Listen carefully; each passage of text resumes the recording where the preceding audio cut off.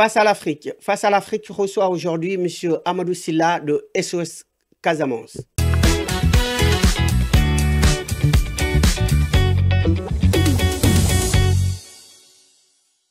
Mesdames, Messieurs, bonjour. Donc, vous êtes sur Afrique 1 et dans l'émission Face à l'Afrique. Donc, nous recevons aujourd'hui sur le plateau M. Amadou Sylla de SOS Casamance et pour parler du livre de Mme Séverine qui a écrit un livre sur la Casamance, sa région natale du Sénégal. Donc, M. Amadou Sylla est venu avec le livre qu'il a bien lu. Il est le délégué général de SOS Casamance, une association qu'il a fondée. Et aujourd'hui, donc, il est mieux placé pour nous parler de ce livre. Il va d'abord se présenter à nos téléspectateurs. Monsieur Sylla, bonjour. Bonjour Karamba, merci pour l'invitation et bonjour à toutes les auditrices et auditeurs, effectivement, de cette chaîne de télé. Très bien. Donc, vous êtes aujourd'hui sur notre plateau donc, pour parler de votre belle région, la Casamance, et également de nous parler donc, du livre qui a fait polémique au Sénégal hein, jusqu'au plus haut niveau de l'État, et le livre que vous avez amené avec vous. Donc, d'abord, on va parler de la région dont parle ce livre, la Casamance. Donc, c'est où la Casamance, M. Sylla? Alors, c'est où la Casamance? La Casamance, c'est une région qui se situe au sud du Sénégal. Oui. Donc, quand on parle de la Casamance, il faut entendre que c'est un territoire, donc une région qui est découpée en plusieurs zones, en plusieurs pôles. Alors, la Casamance en tant que région, ça n'existe pas, ça n'existe plus. Avant, il y en avait. Parce qu'elle est divisée en 3 régions Voilà, administratives. il y a un découpage administratif qui fait Voilà, à rappeler les qu'aujourd'hui, régions de Ziguinchor, de Sédhiou et de Kolda. tout à fait. Donc, il y a la région de Sédhiou, il y a la région de Kolda, la région de Ziguinchor. Donc, ce qui fait qu'on se retrouve avec 3 régions qui forment effectivement cette entité qu'on appelle la Casamance. Mais les Sénégalais l'appellent d'ailleurs la Casamance naturelle, Euh, s'ils veulent englober toutes les régions. Alors, je ne sais pas s'il y a une Casamance naturelle. Alors, moi, c'est une appellation, effectivement. Souvent, je dis, parce que tu sais, il y a en fait beaucoup de vocabulaires qui ont émergé, qui sont un peu liés avec la crise casamançaise. Après, on va parler de la Casamance naturelle, mais c'est quoi la Casamance naturelle? Vous allez interroger, les gens vont te dire, ben, c'est la région de Kolda, la région de Sédhiou, la région de Ziguinchor. Mais il y a d'autres qui vont te dire, mais la Casamance naturelle, ça s'étend jusqu'à Kédougou. Voilà. Donc après, Donc, Kédougou, c'est la région qui se situe orientale orientale, tout à fait. du Sénégal. Voilà, ils vont te dire que ça se situe jusque là-bas. C'est de Diogué à Gouloumbou, comme on l'entend souvent. Ben, après, voilà, c'est tout ça qui forme la Casamance. Mais après, c'est important hein, quand on parle, parce que la Casamance en tant que telle, elle n'est pas née comme ça. C'est une création coloniale. Il faut quand même le dire. C'est une création coloniale et quand le colon crée effectivement cette Casamance-là, ben, quelles étaient effectivement les délimitations, tout ça, je crois qu'à un moment donné, c'est extrêmement important de le comprendre aussi. Mais quoi qu'il en soit, et ce qu'on peut retenir aujourd'hui, quand on parle de la Casamance, il faut retenir qu'effectivement la Casamance, le nom Casamance, elle regroupe les 3 régions que sont Ziguinchor, Kolda et Sédhiou. D'accord, donc, Alors, un autre élément important, parce que la Casamance aussi, c'est la diversité territoriale, c'est la diversité aussi linguistique, c'est la diversité ethnique. Donc, c'est un peu cette diversité sociolinguistique qu'on connaît en fait en Casamance, selon qu'on se situe un peu vers la région de Ziguinchor ou vers le département de Oussouye, on va rencontrer des peuples, des cultures qui sont complètement différentes selon qu'on se situe au centre de Ziguinchor ou qu'on se situe au nord de Ziguinchor. Et puis, quand on va plus loin également, vers le centre de la Casamance, ce qu'on appelle le centre, je fais allusion à la à moyenne Sédhiou, à la Casamance. moyenne Casamance. Quand on arrive là-bas aussi, on va avoir d'autres réalités socio-linguistiques qui n'ont rien à voir avec ce qu'on découvre de l'autre côté. Et si Et on quand on avance va vers le vers le haut, nord, oui, vers voilà. la Haute-Casamance, effectivement, on va se retrouver aussi avec une autre réalité. Et puis c'est tout ça, c'est ce qui forme un peu le charme et la richesse, effectivement, de cette région. Alors, M. Sylla, la Casamance est secouée par un conflit armé. Ouais. depuis 1982 Hum. et un conflit que vous connaissez très bien les tenants et les aboutissants. Donc, raison pour laquelle d'ailleurs l'objet de ce livre et de votre invitation. Donc, vous pouvez nous parler un peu de ce conflit? Alors, je ne sais pas si je connais les tenants et les aboutissants de ce conflit, parce que le conflit casamançais, c'est un conflit assez complexe. Mais ce dont, en tout cas, moi, je pourrais peut-être m'exprimer davantage là-dessus, c'est-à-dire sur le sujet sur lequel je peux m'exprimer davantage. Alors, je contextualise un peu, parce qu'en fait, en tant que responsable, président fondateur d'une association qui s'appelle SOS Casamance, ben, ça interroge beaucoup. On va se dire, mais pourquoi vous avez créé une association qui s'appelle SOS Casamance? Bon, Exactement. alors, une association qui s'appelle SOS Casamance qui existe depuis plus de 25 ans maintenant. Donc, ça veut dire quand même on a fait du chemin. Alors, c'est un engagement quand même.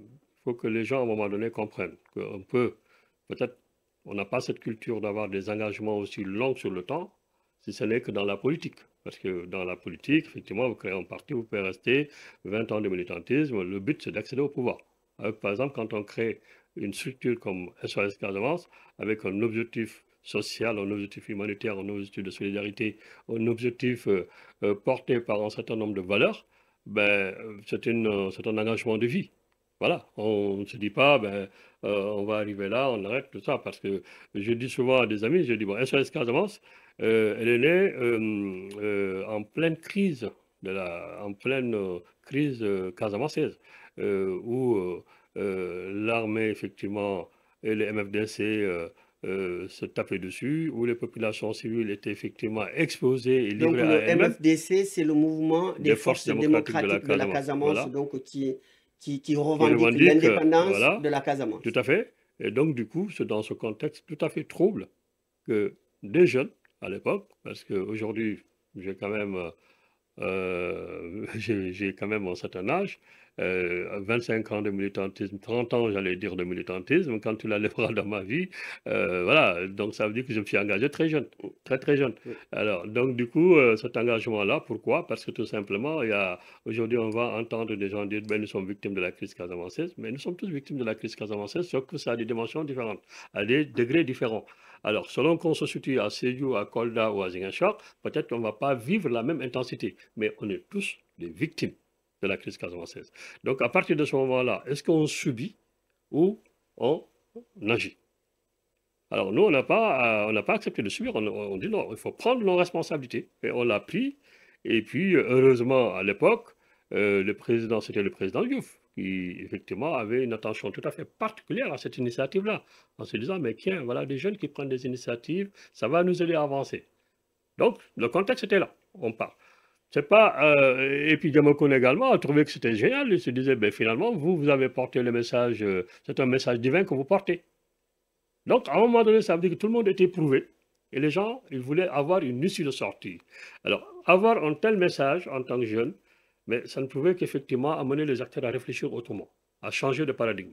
Plutôt que de rester dans une confrontation absurde, à un moment donné, ben, l'existence d'une telle structure, avec des positions qui se prennent, qui sont des positions neutres, mais qui sont aussi des positions très difficiles. Parce que autant on va prendre des fois des positions qui peuvent ne pas être du goût d'une partie, on nous dira vous êtes complice de ce parti-là ou vous êtes vraiment en lien avec ce parti. Donc, c'est-à-dire la crise, elle était teintée d'une manière telle que la prise de position, des fois, elle est extrêmement difficile. Mais encore une fois, ce qui me paraît important et fondamental, pour moi, c'est la préoccupation qu'on porte sur les populations en Casamance. Parce que pour moi, c'est les populations qui sont les principales victimes de Mais cette crise. pourquoi ces rebelles ont pris des armes? Pourquoi ils ont... Alors, c'est un problème économique, social culturel, identitaire, ou tout non, simplement ils veulent coûte que coûte l'indépendance de la Casamance? non, c'est important votre question. Et le livre de Séverine, d'ailleurs, on rentre dans ce livre-là. Le livre l'explique un peu quand le livre parle d'autonomie, quand par exemple l'idée de la Casamance autonome, l'idée de la Casamance autonome. Mais c'est une réalité historique dans un contexte colonial. Pour moi, ça veut dire quelque part, il y a eu des discussions, il y a eu des intentions manifestes qui sont dans une, qui veulent, ces intentions-là, qui vont dans le sens de dire, par exemple, pourquoi pas ne pas aménager une autonomie pour cette région? Pourquoi pas ne pas aménager un statut pour cette région? Mais c'est ça, c'est l'histoire coloniale. Oui, C'est mais notre si, histoire. oui, mais si Ça veut dire, on aménage l'autonomie pour non, non, les autres régions non, peuvent non, aussi non. revendiquer la même chose, non? C'est un raccourci, ça. C'est un raccourci. Là, on parle quand même de factuel.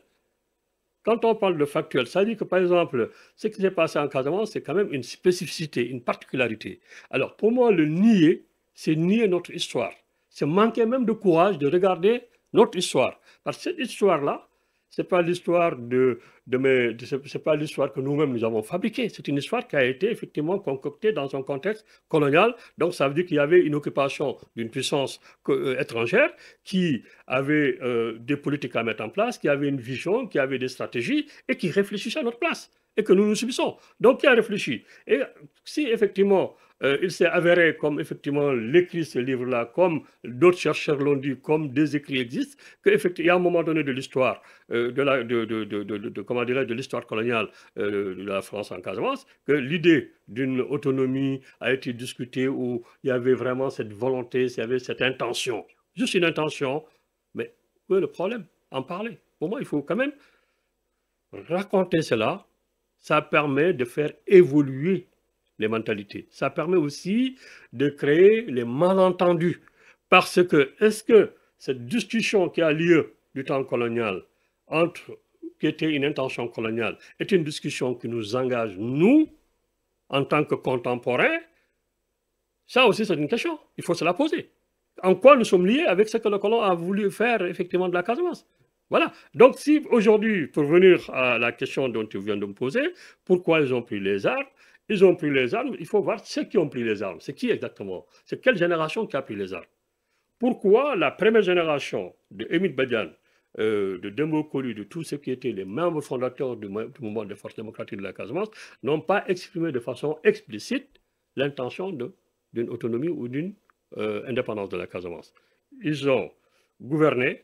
Ils ont accepté, malgré qu'ils avaient créé un mouvement qu'ils appellent le mouvement des forces démocratiques de la Casamance, qui a été créé vers 1947, qui a participé à l'éveil de conscience intellectuelle et politique des masses, qui était quand même une des premières formations politiques dans l'empire colonial de l'époque, et puis qui a évolué avec le temps, avec les autres formations politiques de Senghor et consorts, jusqu'à créer une dynamique politique qui a conduit effectivement le Sénégal à l'indépendance. Oui, ces gens sont restés effectivement... Mais ces cadres casamançais qui étaient devenus souvent députés, ministres, après, n'ont plus parlé d'indépendance. Mais justement, c'est-à-dire, c'est ce que je suis en train de dire. C'est-à-dire, ces gens-là n'ont pas été, ça n'a pas été leur projet, peut-être, ça n'a pas été leur préoccupation, à un moment donné. Donc, ces gens-là n'ont pas jugé nécessaire de dire, bon, ben, on va vers une séparation. Ils n'ont pas jugé ça opportun. Maintenant, pourquoi quelqu'un comme Diamokoun,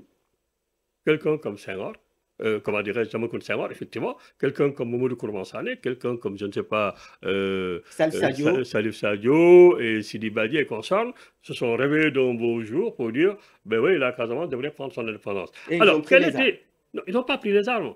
Parce que, et puis, tout dépend de la posture. C'est-à-dire que le fait que ces gens ont parlé d'indépendance et comment cette campagne a été orchestrée au niveau des populations, est-ce que ceux qui ont posé la question de l'indépendance, est-ce que ça a concerné l'ensemble des populations de la Casamance qui se sont mobilisées comme un seul homme, avec tous les acteurs politiques de la région, avec toutes les couches sociales, pour dire maintenant, le pacte qui nous lie arrive à son terme, il faut comprendre notre indépendance. Ça n'a pas été le cas. Ça n'a pas été. Donc, voilà. Donc il n'y a pas eu de consultation. Non, ça n'a pas été le cas. Donc, il y a une minorité de gens, il y a un groupuscule de gens, il y a des gens, effectivement, légitimes ou pas légitimes, mais qui ont pris l'initiative, différents même. D'agir au nom des Casamancés, sans les Casamancés. Mais, en tout cas, la classe politique de l'époque n'a pas souscrit à cette démarche.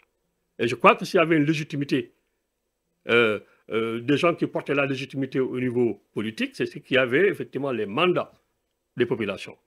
que ce soit des députés, que ce soit les maires, que ce soit les ministres, tout ça, qui avaient une certaine représentation. Mais ces gens n'étaient pas présents dans le jeu. Ces gens, à la limite, c'est comme il y a une Casamance qui se réveille contre une Casamance, voilà, une Casamance qui porte une certaine légitimité. Donc, à partir de ce moment-là, ça pose vraiment un vrai problème.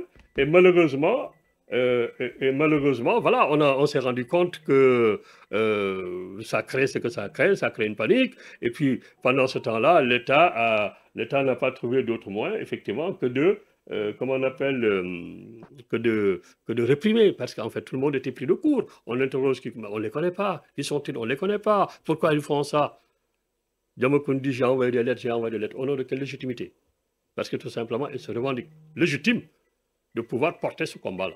On peut lui contester cela, on peut ne pas lui contester cela. Mais encore une fois, ça veut dire quoi? Ça veut dire qu'il y a une erreur qui a été commise quelque part. Il y a un manque d'attention, un manque de vigilance qui a été commise quelque part. Ça veut dire si on avait pris les mesures adéquates, pour, en tout cas, analyser la situation, voir un peu quelles sont aujourd'hui, quelle approche on pouvait prendre. Comment on appelle, pour écouter, pour comprendre, pour désamorcer la situation. Peut-être que dès le départ, on aurait pu désamorcer tout ça. Peut-être qu'il y avait des tentatives. Est-ce qu'à votre avis, depuis 1982, beaucoup de choses ont changé en Casamance? L'État s'est intéressé à la Casamance, à votre région? Mais vous savez, l'État s'est toujours intéressé à la Casamance. Moi, je ne dirais pas que l'État ne s'est jamais intéressé à la Casamance. L'État s'est toujours intéressé à la Casamance parce que la Casamance fait partie de cette région avec la dynamique politique qui existait dans cette région, une dynamique politique qui a participé activement à l'accession de l'indépendance du Sénégal, à l'accession du Sénégal à la souveraineté internationale, parce que je crois que cette dynamique-là, c'est-à-dire nier que la Casamance était très présente effectivement dans ce processus de décolonisation et d'accession du Sénégal à l'indépendance, c'est qu'en fait, on passe à côté de la plaque. Alors, c'est vrai que, voilà, la Casamance faisait partie de ces territoires qui n'étaient pas des territoires comme Saint-Louis, qui était un territoire français, il faut le dire. Voilà. Donc, ça veut dire qu'il y avait des Sénégalais de seconde zone et des Sénégalais de première zone, des Sénégalais qui étaient français. Donc, on est dans un parcours au Sénégal, à mon avis, qu'il faut savoir lire. On a deux Sénégal, un Sénégal qui a été francisé, un Sénégal qui était dans le statut d'indigénat. Ces deux Sénégal-là, aujourd'hui, qui se choquent, qui créent un choc entre eux. Donc, il va falloir, en tout cas, avoir une lecture très posée pour créer une sorte d'harmonie. Au nom de quoi? Au nom d'un idéal qu'on peut définir. Parce que tout le combat aujourd'hui, tout le débat, quel idéal, quel Sénégal on veut. Mais si on revient sur le livre, Ouais. mais pourquoi le livre a tant irrité les autorités sénégalaises? Alors, moi, la lecture que je fais, c'est que ce n'est qu'un constat d'échec. À tout point de vue, c'est-à-dire que c'est un constat d'échec depuis le président Diouf jusqu'au président Macky Sall. C'est-à-dire, si le problème a été pris au sérieux, si le problème a été pris dans les normes, avec l'attention, avec l'analyse qu'il faut, avec une démarche beaucoup plus appropriée, pour vider, entre guillemets, ce supposé contentieux qui nous lie, on ne serait pas là. Ça veut dire que ce régime-là n'aurait pas hérité cette peur, parce qu'ils ont hérité une peur. Et malheureusement, voilà, ils ne savent pas quoi en faire. Et du coup, ça s'exprime. Et quand tu écoutes, par exemple, les autorités sénégalaises qui disent « Ah, ben on ne veut pas ce livre-là, tout ça », bon, je pense qu'après, voilà, ils ont hérité, ils ont eu un héritage. Malheureusement, qu'eux-mêmes, ils ne comprennent pas. Ben, qu'est-ce que tu veux qu'ils en fassent?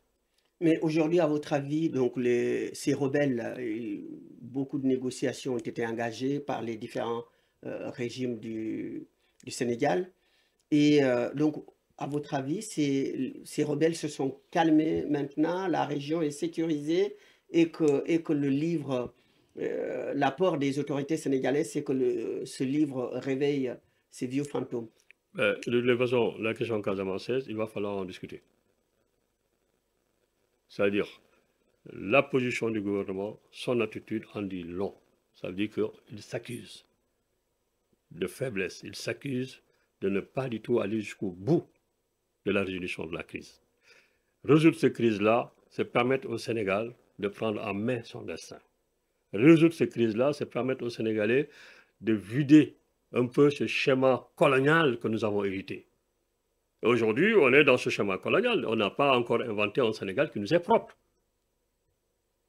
Et la crise casamançaise, à mon avis, est une opportunité qui aurait pu permettre effectivement aux Sénégalais de se dire « Ok, ça c'est le colon qui nous l'a amené. Et nous, qu'est-ce qu'on va faire? Discutons-en. Quel Sénégal on veut construire?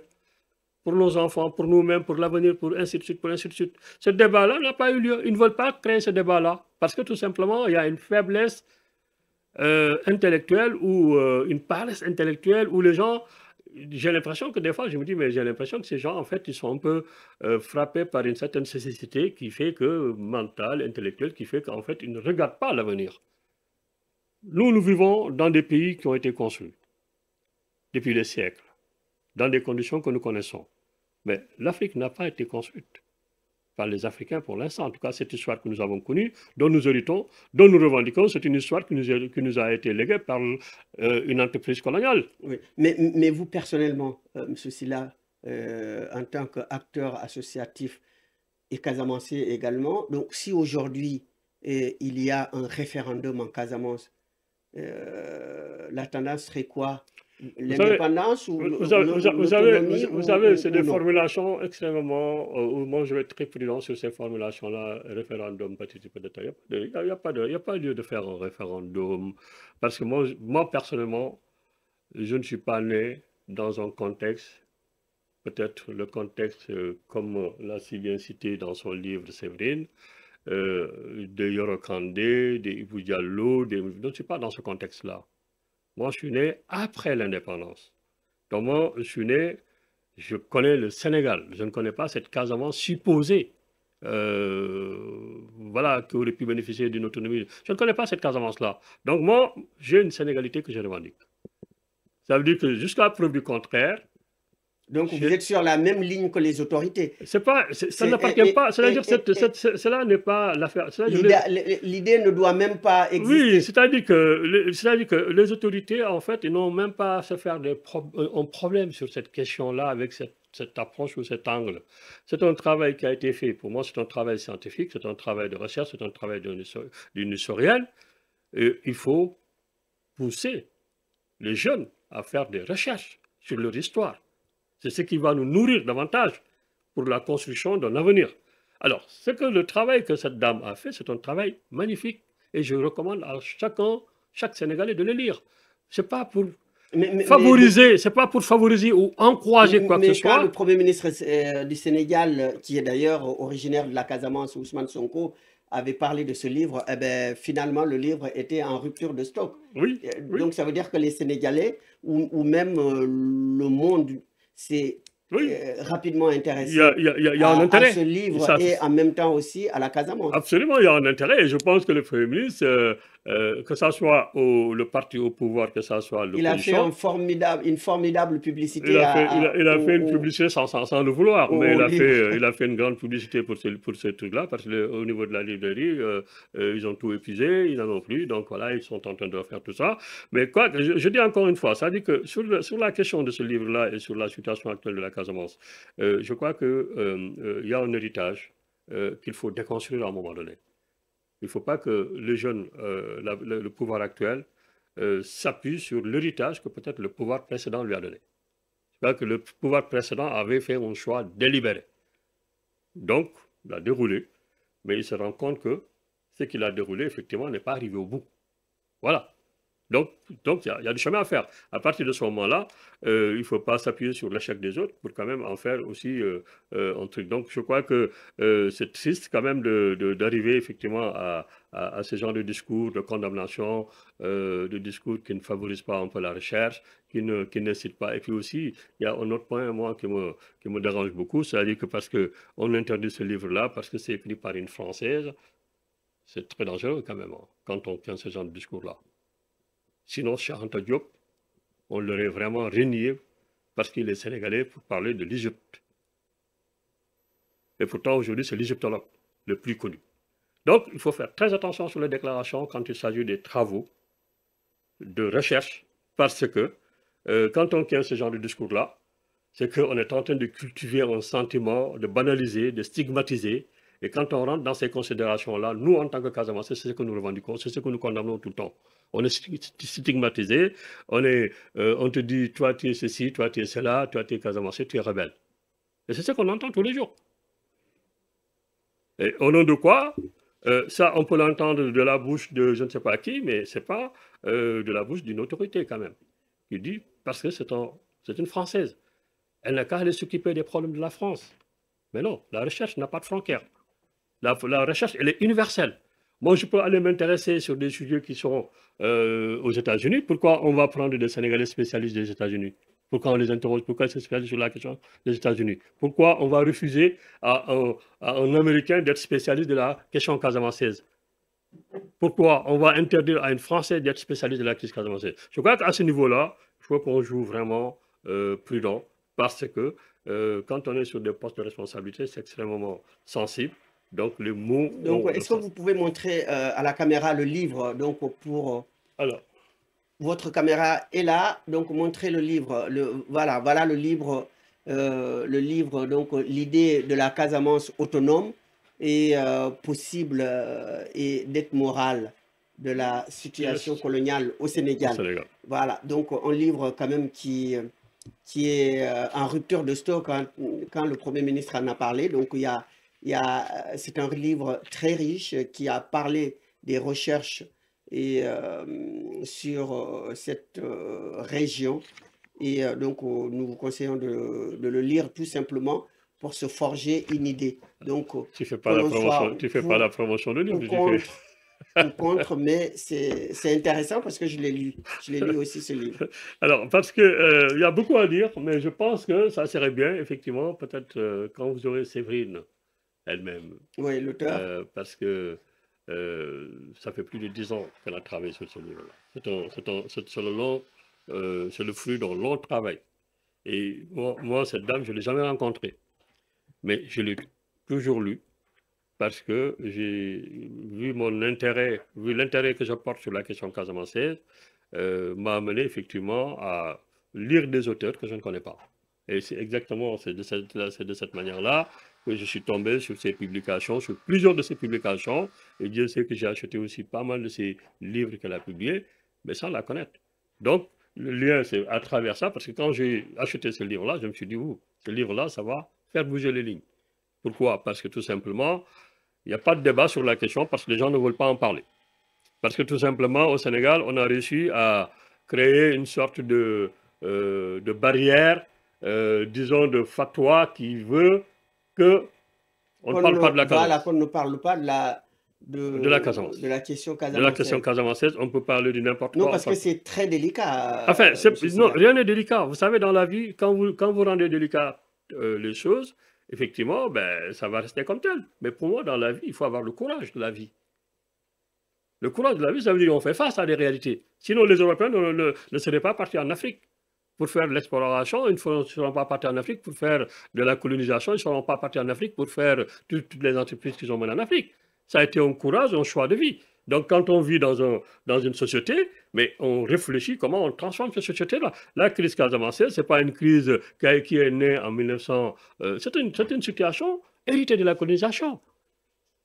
C'est les erreurs de management. C'est les erreurs, c'est les stratégies politiques ou je ne sais pas administratives que le colon a voulu mettre en place qui n'ont jamais abouti. Est-ce que avons-nous le droit de reprendre ça pour dire, ouais, nous, voilà, c'est là la question. C'est-à-dire que si on reformule les choses de façon tout à fait adéquate et intelligente, je pense qu'on peut avancer sans pour autant qu'il y ait des chocs. Mais malheureusement, on est dans un débat avec des gens insensés, des gens qui n'ont aucune culture sur ce qu'ils disent, qui ne connaissent même pas le Sénégal et qui veulent parler du Sénégal. Et à partir de ce moment-là, ça pose problème. Alors, donc, on arrive au terme de l'émission. Donc, je vais juste vous demander en 30 secondes les élections qui se déroulent au Sénégal. Je sais que vous n'êtes pas politique, mais est-ce que vous avez un avis là-dessus, la campagne électorale, ou même un petit pronostic? Non, je n'ai pas de pronostic. Je pense que c'est des élections très ouvertes. Bon, très, très ouvertes, voilà. Et je pense que, voilà, les Sénégalais ont suffisamment entendu. Peut-être que ce qu'ils ont entendu les aideront à prendre effectivement des décisions. L'essentiel, c'est de comprendre qu'on est dans une situation assez critique. Il faut quand même penser plus au Sénégal qu'à ses intérêts partisans. Je vous remercie, Monsieur Silla, donc délégué général de SOS Casamance, hein, c'est cela? Exactement. Très bien, donc je vous remercie d'être venu sur notre plateau. Je remercie nos téléspectateurs et je vous dis à très bientôt et à la prochaine.